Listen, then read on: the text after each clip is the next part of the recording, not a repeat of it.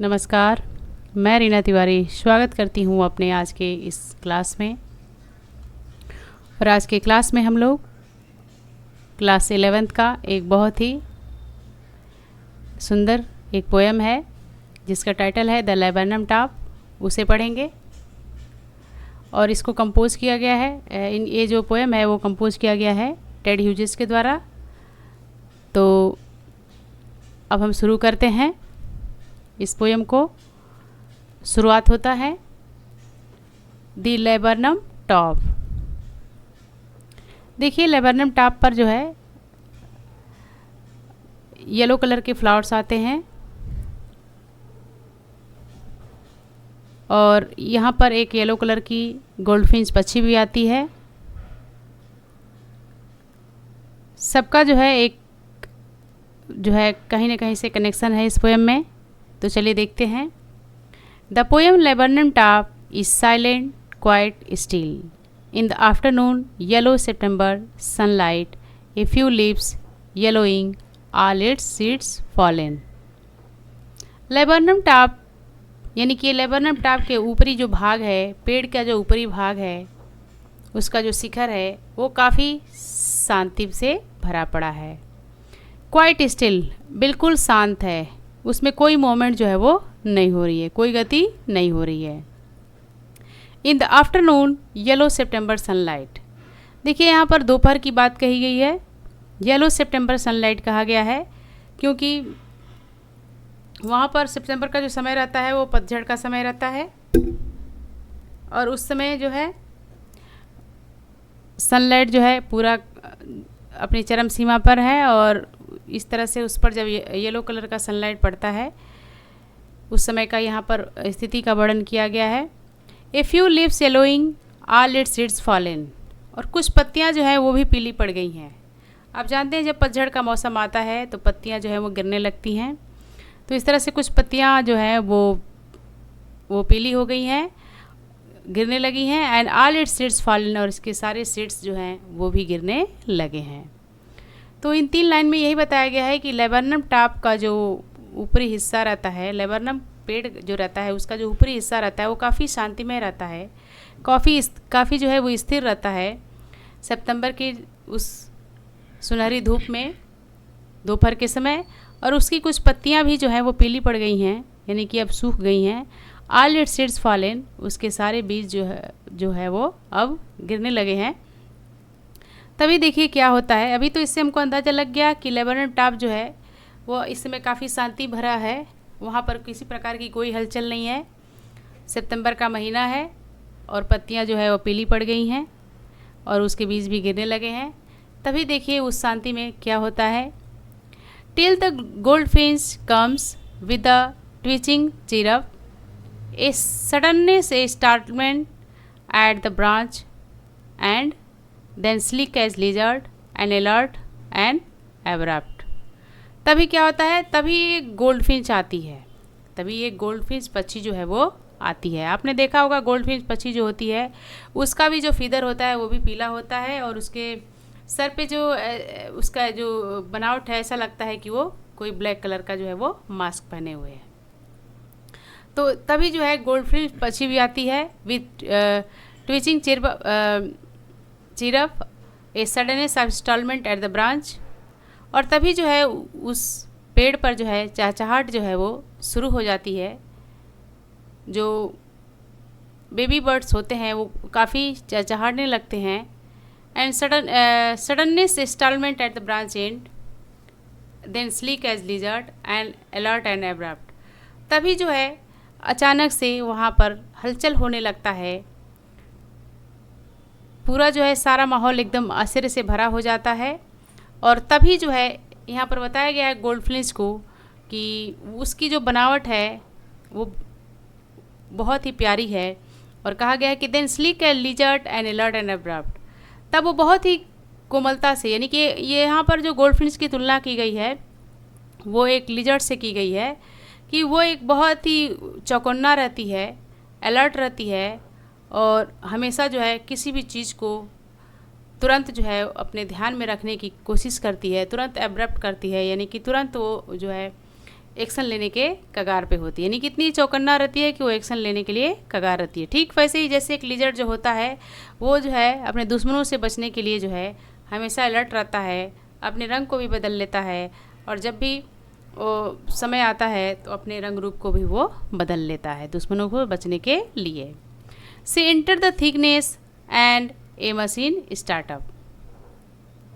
Thickness यहाँ पर इसलिए कहा गया है क्योंकि वहाँ पर उसने जो है घोंसले बनाए हैं, तो वो अपने वो घोंसले में जाती है एंड ए मशीन स्टार्टअप, और तभी एक मशीन जो है वो शुरू हो जाता है।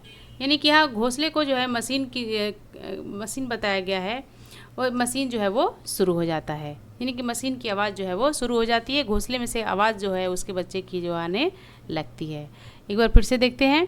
टिल द गोल्डफिश कम, तभी जो है गोल्डफिश पक्षी आती है। With twitching cheer up a suddenness of startlement at the branch, और इसी के साथ अचानक जो है पेड़ पर जो है हलचल होने लगती है, और वह एक लिजर्ड के बाद जो है काफ़ी मुलायम रहती है, काफ़ी जो है सॉफ्ट रहती है, और बहुत ही अलर्ट और एब्रप्ट रहती है, अपने आप को बहुत ही चौकन्ना की रहती है।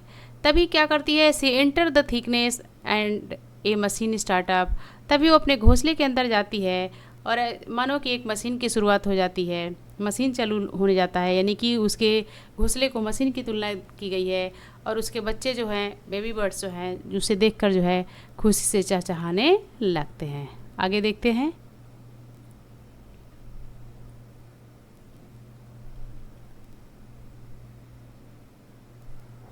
आप chittering and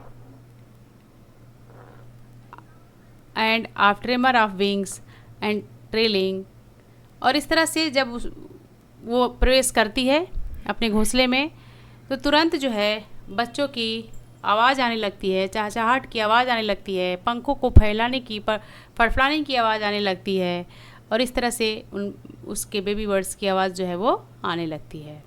the whole tree tremble and thrill, पूरा पेड़ जो है जो अब तक बिल्कुल शांत था, उस पर कोई हलचल नहीं थी, अब पूरा पेड़ जो है वो ट्रेम्बल करने लगता है, हिलने डुलने लगता है, कांपने लगता है, और पूरा थ्रिल से यानी कि पूरा रोमांच से भर जाता है।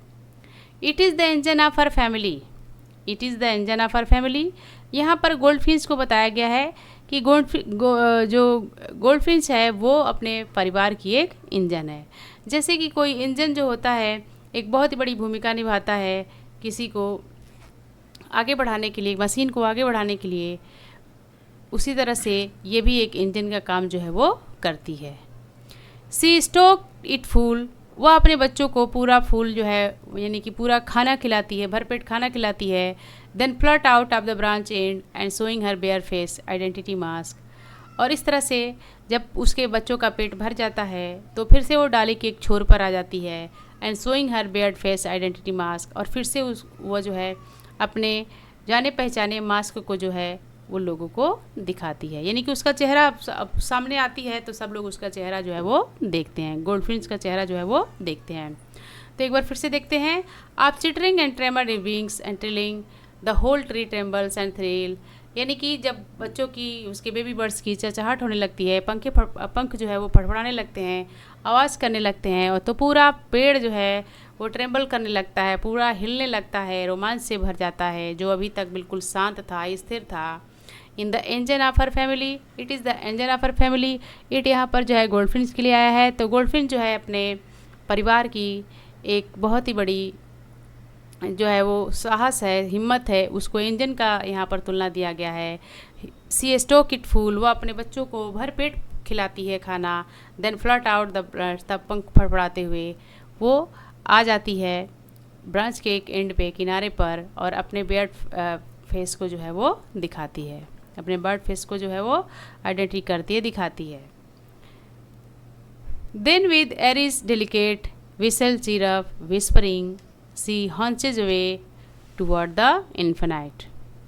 देखिए तब क्या होता है जब वो किनारे आ जाती है। देन सी Eris delicate whistle chirrup whispering, तभी वो बहुत ही कोमलता से, बहुत ही सादगी से जो है वो हल्का सा चहचहाती है, और उसके बाद सी हंचेज अवे, उसके बाद जो काफ़ी दूर जो है वो हंचेज अवे मतलब फ्लाई अवे, वो काफ़ी दूर जो है वो उड़ जाती है। टुवर्ड द इन्फिनाइट, एक अनंत दुनिया में, एक अनजान जगह पे, यानी कि कहाँ उड़ती है कुछ पता नहीं रहता है। And the laburnum top substitute it to empty, और फिर से जो है लेबनम टॉप जो है वो शांत हो जाता है, खाली हो जाता है। एक बार फिर से देख लेते हैं इसको। Then with airy delicate whistle chirrup whispering she launches away toward the infinite, और इस तरह से विचित्र जो है, एरी मतलब विचित्र होता है, स्ट्रेंज होता है, इस तरह से वो एक विचित्र जो है विसल सिरप करती है, विस्परिंग करती है, और इस तरह से वो सी लॉन्चेज अवे, यानी कि वो फ्लाई अवे हो जाती है एक इन्फिनाइट के तरफ, यानी कि आकाश में वो कहीं जो है वो उड़ जाती है। And the laburnum top substitute to empty, और इस तरह से लेबनम टॉप जो है फिर से जो है वो बिल्कुल खाली हो जाता है, फिर से उसी तरह से शांत और स्थिर हो जाता है। तो ये था टेड ह्यूज के द्वारा कंपोज किया लेबनम टॉप। उम्मीद है आपको पसंद आया होगा।